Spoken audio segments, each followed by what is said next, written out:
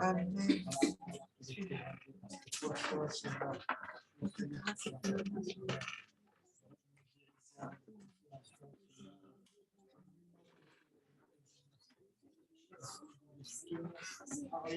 Alors que chaque jour, Seigneur, à chaque instant, à entendre ta voix, Seigneur, sentir ton bras et soutenir, Amen. Oui, Seigneur, en présent ta présence, Seigneur mon Dieu. Merci, Seigneur, parce que tu nous fais du bien jour après jour, Seigneur mon Dieu. Merci parce que tu nous remplis de toi, Seigneur mon Dieu. Tu nous remplis de ton esprit, Seigneur mon Dieu. Et oui, Seigneur, notre prière pour cette famille, pour Tony, pour Sylvie, Seigneur mon Dieu, pour Victor, Seigneur mon Dieu. Merci parce que tu les soutiens, Seigneur mon Dieu, et que tu l'accordes, Seigneur mon Dieu, cette consolation qui vient de toi, Seigneur mon Dieu. Merci, Seigneur, pour ta parole qui va être annoncée encore ce soir, Seigneur mon Dieu. Serviteur, Seigneur mon Dieu, bénis-le, Seigneur mon Dieu, remplis-le de ton esprit, Seigneur mon Dieu. Que cette parole, Seigneur mon Dieu, puisse toucher les cœurs, qu'elle nous fasse du bien, Seigneur mon Dieu. Qu'elle nous remette, Seigneur mon Dieu, pour ceux qui le veulent, Seigneur, dans le droit chemin, Seigneur mon Dieu, dans le chemin qui mène à toi, Seigneur mon Dieu. Amen. Je te loue et je te bénis, Seigneur Jésus. Amen. Amen. Amen. Amen. Merci, hein, Seigneur, vraiment pour ce temps de louange, ce temps de prière. Moi, je crois que Dieu est vraiment présent ce soir dans ce lieu et qu'il a une parole particulière pour chacun d'entre vous. Je ne sais pas dans quel état d'esprit vous êtes venus ce soir, si vous êtes là simplement par habitude, si vous êtes là pour la première fois par curiosité, si quelqu'un vous a invité, si vous êtes là avec un sourire d'apparence ou si vous êtes là vraiment pour recevoir quelque chose de Dieu. Mais en tout cas, sachez que Dieu est présent dans ce lieu et qu'il se tient là prêt à vous parler. Et je prie vraiment pour que Dieu puisse se servir de moi dans ce moment, dans cette parole qui va être donnée. Pour commencer, j'ai repris ce proverbe qui nous dit « Dis-moi qui tu fréquentes et je te dirai qui tu es ». Et ce soir, j'ai un peu revisité ce proverbe et du coup, je me permets de vous dire « Dis-moi ce que tu manges et je te dirai qui tu es ». Il est 7h30, là, c'est l'heure de se mettre en appétit. Et c'est vrai que ce que nous mangeons définit quand même la personne que nous sommes. Notre nourriture en dit beaucoup sur qui nous sommes, sur notre culture, sur parfois notre niveau social, sur notre âge, suivant les générations. Il y en a qui préfèrent la soupe le soir et d'autres le McDo ou le Burger King, puisque pas de McDo ici. Mais voilà, ça définit beaucoup de choses. Ça définit parfois notre activité. Les régimes alimentaires de certains sportifs, par exemple, sont vraiment très particuliers. Ils suivent un régime très, très drastique et bourré de protéines pour certains sports ou parfois bourré d'autres. Enfin voilà, je ne suis pas non plus nutritionniste ce soir. Donc, je voulais revisiter ce proverbe-là et nous rappeler aussi que c'est la même chose dans le domaine spirituel. Et que le domaine spirituel, nos vies peuvent être nourries et notre âme peut être nourrie de bien et bien des choses. Et ce qui nourrit notre âme définit la personne que nous sommes. En tout cas, voilà, c'est ce que j'avais à cœur. Et il y a vraiment cette notion-là de bonne nourriture et il y a aussi de la mauvaise nourriture qui parfois nourrit notre âme. La mauvaise nourriture, c'est ce qu'on peut appeler les plaisirs de ce monde, ce que le monde peut nous proposer, qui paraît attirant, mais qui pourtant n'est pas forcément bon pour notre âme. Ce que nous regardons, ce à quoi nous passons notre temps parfois, nos pensées peuvent avoir un impact sur notre vie spirituelle et sur notre santé spirituelle. Et une âme qui est mal nourrie, c'est une âme qui n'est pas en bonne santé. Donc, c'est vraiment comme dans la vraie vie, un corps qui est mal nourri, c'est un corps qui n'est pas en bonne santé et il en est de même dans le domaine spirituel. Je voulais commencer avec ce verset de Jacques, chapitre 1, versets 14 et 15, qui nous parle de la tentation. Mais chacun est tenté quand il est attiré et amorcé par sa propre convoitise. Et le verset 15, « Puis la convoitise, lorsqu'elle a conçu, enfante le péché, et le péché, étant consommé, produit la mort. » Il y a une notion là de consommation du péché qui entraîne la mort. Il y a vraiment cette spirale qui nous éloigne de Dieu. Pire, plus que de nous éloigner de Dieu, elle nous entraîne vraiment vers la mort. Et le péché, c'est comme cette addiction avec laquelle on a du mal à se détacher, qui est attirante. On sait que ça nous fait du mal, mais il y a cette addiction qui nous force à revenir, nous pousse à y revenir. Et plus nous tombons dans le péché, plus le péché nous attire et c'est vraiment un effet boule de neige qui nous entraîne jusqu'à la mort. L'exemple de la Bible que je voulais, le premier exemple, c'était celui d'Adam et Ève. Et on va lire ensemble Genèse chapitre 3, verset 6. C'est un verset bien connu des Écritures. Celui où on voit que la femme a entraîné le monde. Non, non, je plaisante. Ce n'est pas la faute de la femme. C'est Adam qui avait reçu la responsabilité de bien communiquer la parole que Dieu lui avait donnée. Et la femme vit que l'arbre était bon à manger et agréable à la vue, et qu'il était précieux pour ouvrir l'intelligence. Elle prit de son fruit, en mangea. Elle en donna aussi à son mari qui était auprès d'elle, et il en mangea. Et ce passage-là, voilà, je vous ai pris juste ce verset-là, ce fruit qui est consommé, on peut se poser la question de savoir, mais pourquoi Ève a-t-elle consommé ce fruit? Dieu avait donné un commandement, celui de ne pas manger ce fruit, et il avait même dit que ce fruit, que cet arbre entraînait la mort. Il avait averti. Mais il y a un personnage sournois, Satan, le diable, qui est venu discuter avec Ève et qui lui a présenté cet arbre d'une manière complètement différente. Et l'arbre qui était défendu, qui était interdit, qui entraînait la mort, Satan l'a présenté comme une bonne chose pour elle et pour son mari, comme une chose qui allait lui donner la connaissance, qui allait même la mettre à un niveau presque égal à Dieu. Et il y a vraiment cette séduction-là du diable envers Ève qui a complètement déformé l'image de Dieu. Et d'ailleurs, la femme vit que l'arbre était bon. On pourrait aussi traduire par, j'avais noté, et non, je ne l'ai pas noté, mais j'avais un autre mot.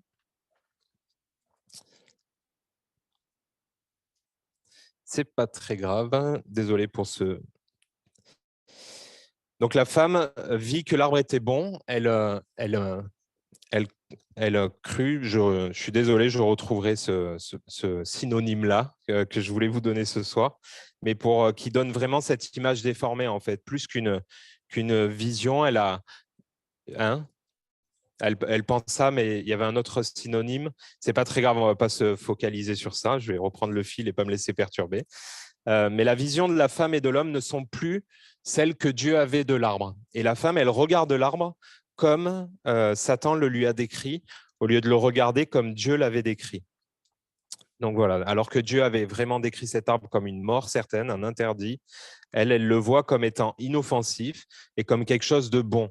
Et du coup, elle va avoir cette réaction un peu en chaîne, de le regarder, de voir qu'il est agréable à la vue, de le saisir le fruit et de le manger.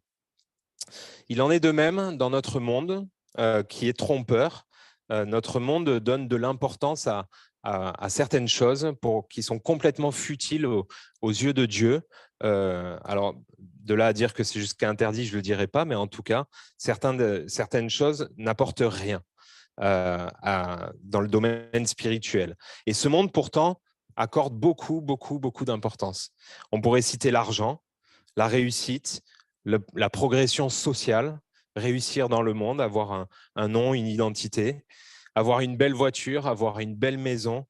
C'est des choses qui paraissent essentielles à la vie sur Terre. Pour les plus jeunes, j'ai aussi noté avoir un compte Instagram avec beaucoup de followers.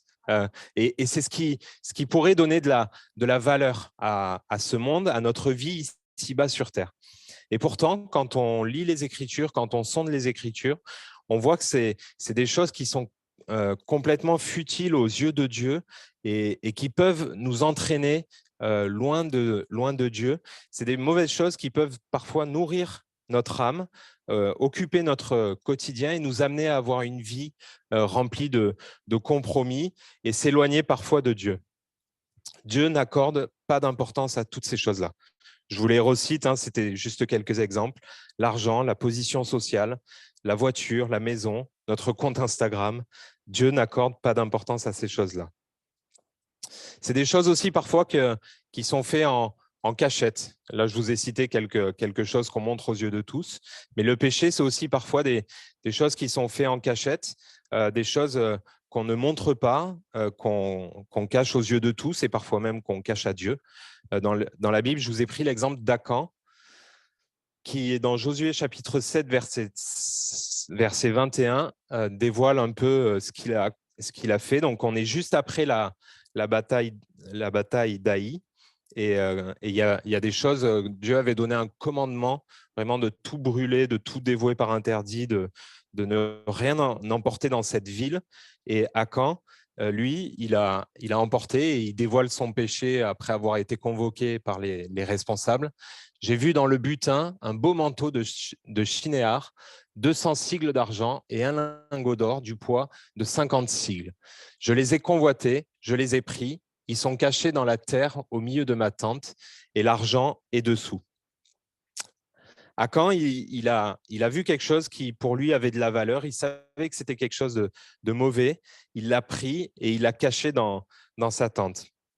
Il était pourtant au courant hein, de l'interdiction qui avait été faite, mais il s'est dit que ça passerait inaperçu. Comment est-il possible pour Acan d'avoir ces choses-là cachées dans sa maison et de continuer à vivre son quotidien avec le peuple? Et pourtant, nous aussi, en tant qu'êtres humains, parfois, on peut faire des choses en cachette aux yeux de tous et pourtant, quand même nous tenir dans la société, parfois même dans l'Église, avec une certaine posture. On est parfois un peu schizophrène, on se crée un peu deux identités et on fait des choses en cachette. Et on sait qu'elles ne sont pas bonnes et on fait aussi des choses aux yeux de tous, comme si tout se passait bien dans la communauté. Porter un masque, c'est vraiment quelque chose de facile. Même moi, hein, du haut de l'estrade, je pourrais très bien avoir un beau masque ce soir et vous ne le sauriez pas. Pourtant, Dieu le sait et Dieu voit toutes choses. Et Dieu sonde ce qui se passe dans le secret de nos cœurs, dans le secret de nos tentes et dans le secret de nos chambres parfois. Comme je le disais tout à l'heure, il y a cette spirale qui entraîne le péché, qui commence par attirer nos regards et qui nous entraîne après à aller plus loin. Il est important d'avoir une bonne attitude. Là, je vous ai pris un troisième exemple biblique de cette spirale-là, un exemple bien connu aussi, hein, celui de David et Bathsheba, dans 2 Samuel chapitre 11. On va le lire ensemble. L'année suivante, au temps où les rois se mettaient en campagne, David envoya Joab avec ses serviteurs et tout Israël pour détruire les fils d'Amon et pour assiéger Rabat. Mais David resta à Jérusalem. Verset 2. Un soir, David se leva de sa couche et comme il se promenait sur le toit de la maison royale, il aperçut de là une femme qui se baignait et qui était très belle de figure. Verset 3. David fit demander qui était cette femme. Et on lui dit, n'est-ce pas Bathsheba, fille d'Éliam, femme d'Uri, le Héthien? Et je n'ai pas mis la suite, c'est ce passage-là qui nous intéresse. On peut reprendre le verset 1. Il y a quelque chose qui est important dans ce premier verset, c'est que David n'était peut-être pas à la place où il aurait dû être.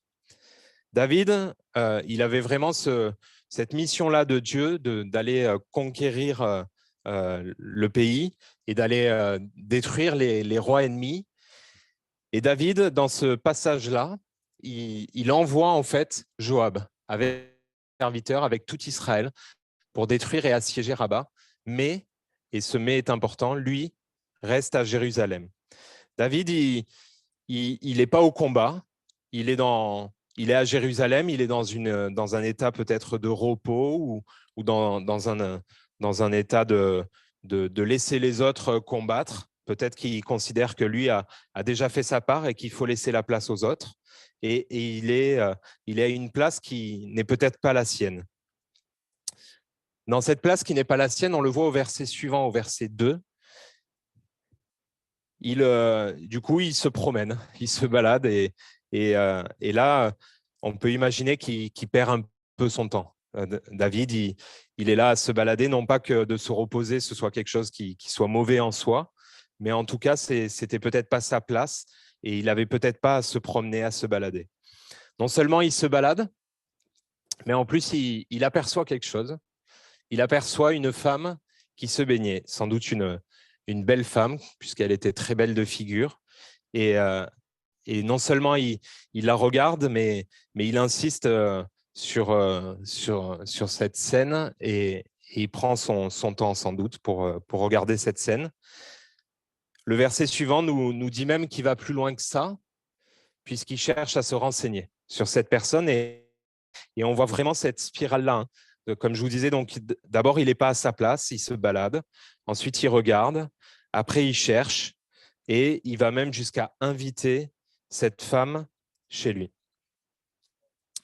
Ce passage-là, c'est une situation qui peut se produire dans chacune de nos vies. Ne pas être là où nous devons être, prendre du temps pour des choses qui ne sont pas essentielles, s'égarer et puis tomber dans une mauvaise spirale, chercher à aller plus loin, en savoir plus, à regarder et puis tomber dans le péché, dans cette spirale-là. Le péché, c'est vraiment une œuvre qui grandit dans notre vie. Et si nous ne résistons pas, si nous ne fuyons pas, si nous ne nous échappons pas, naturellement, en fait, notre nature nous pousse par curiosité, par envie, par plaisir à tomber dans cette spirale-là. Et c'est vraiment important de se préserver de certaines choses et de se nourrir, en tout cas de ne pas se nourrir de ces mauvaises choses. Je vous ai mis ce verset dans 1 Jean chapitre 2, verset 15. « N'aimez point le monde, ni les choses qui sont dans le monde. Si quelqu'un aime le monde, l'amour du Père n'est point en lui. » 1 Jean chapitre 2, verset 15. Pardon, je suis allé plus vite. Verset 15, ouais. C'est peut-être moi qui avais fait une erreur sur mes notes.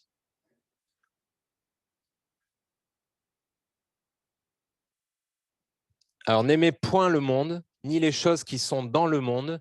Si quelqu'un aime le monde, l'amour du Père n'est point en lui. Là, il n'est pas du tout question de ne pas aimer les personnes qui sont dans le monde. C'est vraiment de ne pas aimer ce monde, ce qu'il nous propose, les choses qui sont dans ce monde-là, de ne pas avoir de l'envie pour ces choses-là. Et parce que si on aime ces choses-là, si on les cultive, si on les fait grandir en nous, l'amour du Père ne peut pas être en nous. On ne peut pas être à la fois dans le monde et près du Père. Dans les bons exemples, parce qu'on a vu quand même des mauvais exemples dans l'Écriture, il y a aussi des bons exemples. Dans les bons exemples de préserver, je vous ai noté l'exemple de Daniel. Daniel chapitre 1, verset 8.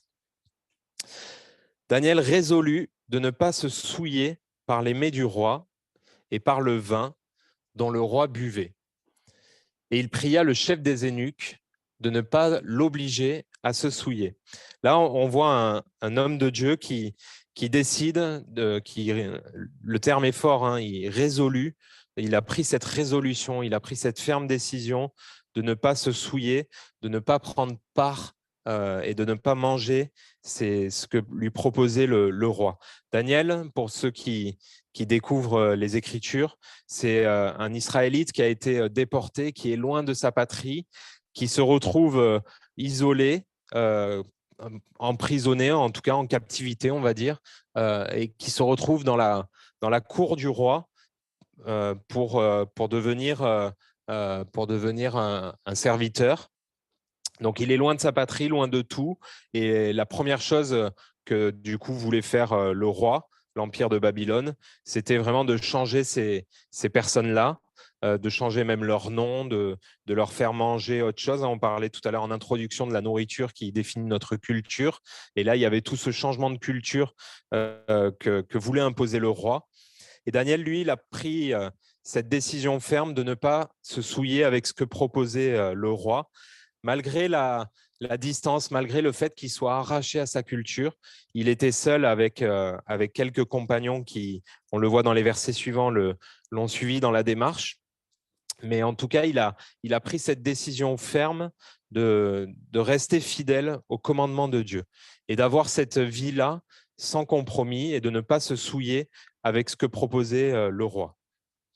En se préservant lui et ses amis, on le lit dans tout le chapitre de Daniel, on voit qu'il a vraiment une vie qui est bénie. Il a des difficultés aussi liées à ses prises de position, mais Dieu honore en tout cas la position de Daniel, et je vous encourage vraiment à lire cette histoire-là de Daniel qu'on trouve dans l'Ancien Testament. Je n'ai pas noté de référence de verset, mais il y a aussi l'exemple de Joseph. Pour ceux qui connaissent, Joseph, lui, il était en captivité dans la maison de Potiphar et il a une belle femme qui lui fait des avances et lui les refuse. Ce qui est particulier dans la vie de Joseph, c'est que Joseph, il avait reçu une promesse de Dieu. Et cette promesse-là avait dit à Joseph qui serait quelqu'un d'important, quelqu'un au-dessus de ses frères. Et Joseph, cette promesse-là, il ne l'a jamais oubliée.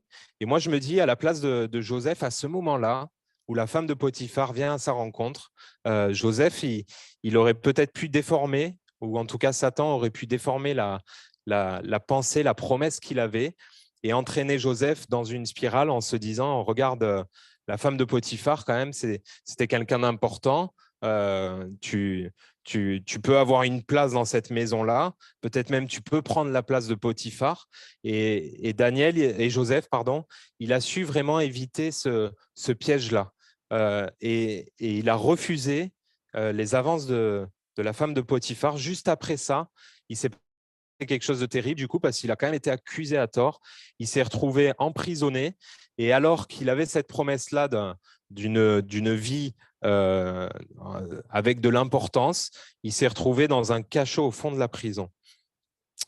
Il y a eu plusieurs péripéties, mais en tout cas, ce qui est important dans l'exemple de Joseph, c'est de voir que des fois, nos décisions qui sont fermes, nos décisions qui sont justes devant Dieu, eh bien, elles ne nous amènent pas là où nous désirons et elles ne vont pas nous donner de la valeur aux yeux des hommes. Parce que Dieu ne considère pas comme de la valeur ce qui peut se passer dans ce monde. Et elles vont nous amener là où Dieu désire. Et parfois, elles vont nous amener dans des difficultés. Et alors qu'on va avoir l'impression de suivre les commandements de Dieu, de faire sa volonté, on va se retrouver loin de lui. Et c'est ce qui s'est passé dans la vie de Joseph. La récompense n'est pas toujours celle qu'on imagine humainement non plus. Si tu as un désir dans ton cœur, si tu as reçu une promesse, mais sache que Dieu va l'accomplir plus grand que ce que tu peux imaginer.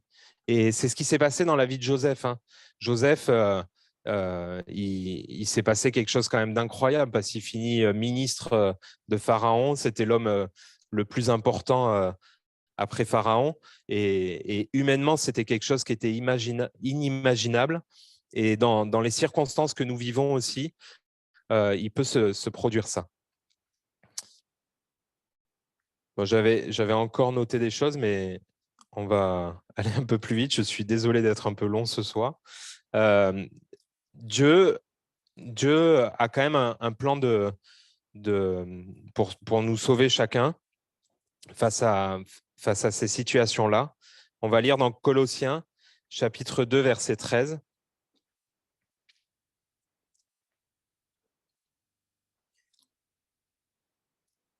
Colossiens, chapitre 2.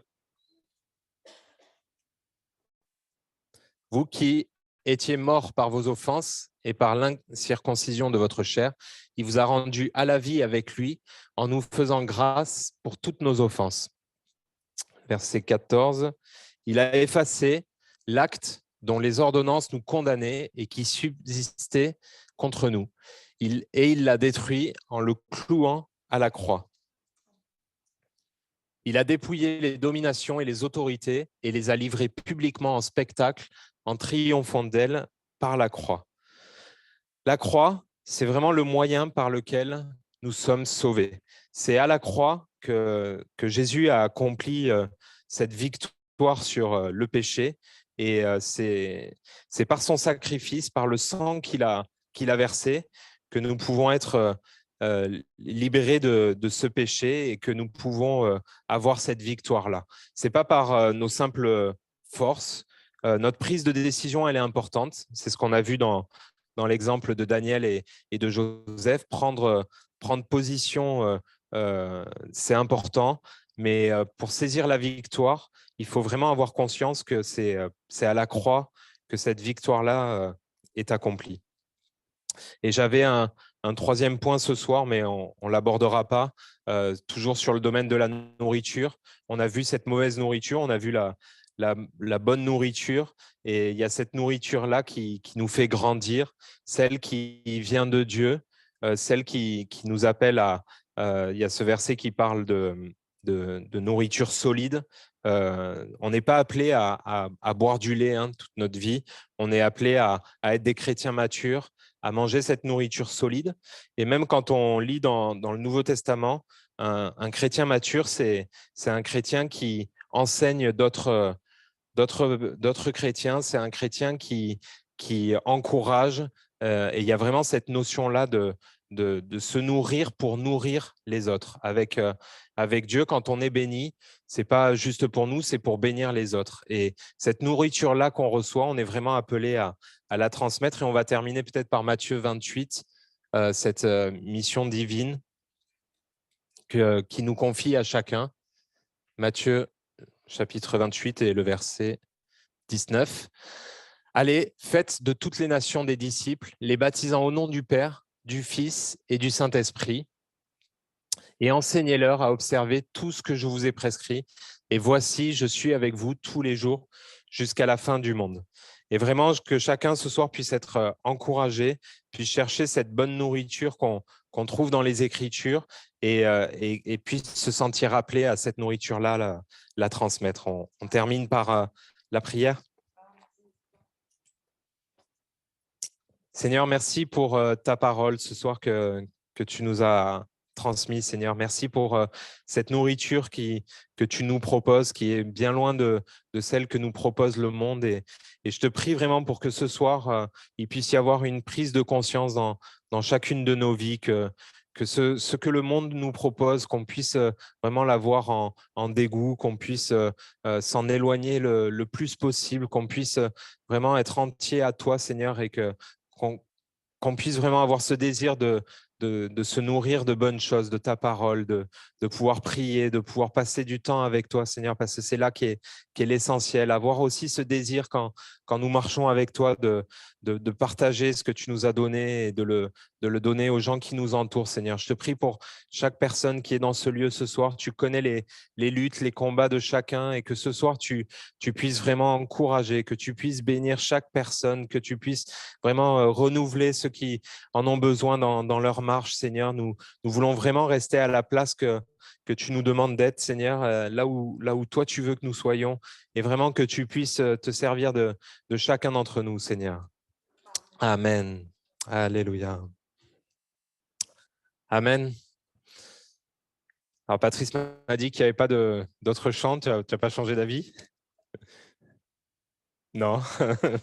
Donc, on va terminer ces moments. Juste quelques annonces. Donc, les réunions comme vous le savez, notre pasteur Vincent est en congé. Il reviendra dimanche. Il sera présent. Les réunions de la semaine sont toutes maintenues sauf Corté. Corté reprendra la semaine prochaine. La réunion de jeunesse, samedi à 18h, reprend. Et vendredi soir, du coup, dans ce lieu. Jeudi soir à Portich. Et vendredi soir, Propriane aussi. Dimanche matin aussi dans ce lieu. On se retrouve à 10h. Soyez vraiment les bienvenus au milieu de nous. N'hésitez pas à revenir. Ne partez pas aussi dans la Bible. Hein. Si vous ne l'avez pas, on se fera un plaisir de vous l'offrir. Et puis voilà, que chacun puisse être raccompagné dans la présence de Dieu ce soir et que ce que vous avez entendu, vous puissiez vraiment le garder précieusement. Voilà, bonne soirée à chacun et puis à bientôt. Au revoir.